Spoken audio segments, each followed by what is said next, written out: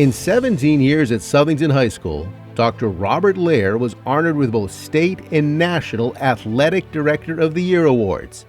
At CIAC, Lehr oversaw 9 different sports and was a driving force in advancing the sports of bowling and girls wrestling.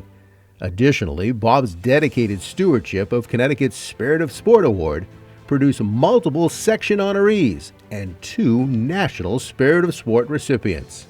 Bob had a keen understanding of the student athlete, of coaches, and what it takes to be a good athletic administrator. He's a very approachable guy. He has a sense of humor and likes people. These are great attributes, and we should never take them for granted. I was tough. I was tough as a coach. I was tough as an administrator, but there's always one thing that I try to keep in mind. Everything we do should reflect on something positive for the students that we're in charge of. Bob was the kind of person that you could always depend upon to give you the right advice. He was as honest as the day is long.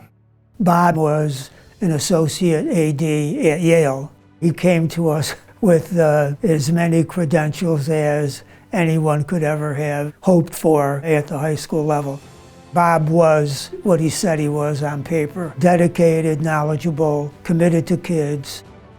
When I moved into administration, it let me put coaches in a position where they could really positively influence young people. He won over those coaches. They knew early on that he didn't expect anything of them that he didn't do himself. I had an opportunity to work with Jerry Clare as a principal and Lou Saloon as a superintendent, both incredible professionals. And then I got to know Mike Savage, and Mike was just an extraordinary leader. And he asked me to join the CIAC, and then in 2008 I came to work here.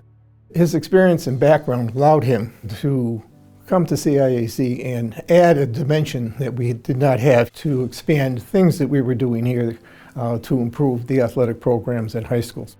Initially, I was in charge of 9 different sports, mostly girls' sports, and I was really happy about that because I had a daughter and a granddaughter, both of whom were very involved in sports, and my she's told me countless times how important sport was to her management of her own family and management of her life. And that always has kind of been a driving force to me.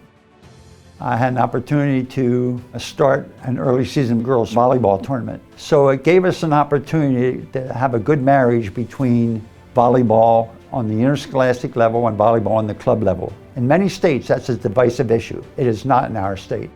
Bob assisted me in establishing the high school athletic evaluation program and would spend time with me, visiting schools and presenting the program.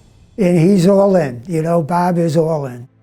If we're going to play golf, quite often he gets out of his car, he has a book. Lou, you ought to read this book. Or have you seen this movie? To this day, even if I talk to him on the phone, he'll say to me, "Tell your wife Nancy that she might like this movie because it really is heart-wrenching." He was very sentimental about things, very much in terms of his granddaughter and raising his granddaughter, and that was extremely important to him. My wife deserves so much credit for anything that I've ever had bestowed upon me, and she's just been an exemplar for a good partner. I think raising my granddaughter, who lost her father and is disenfranchised from her mother, I think that's really helped me sensitize that maybe otherwise I wouldn't have been, because I've had to live some of that, and it's been a wonderful experience.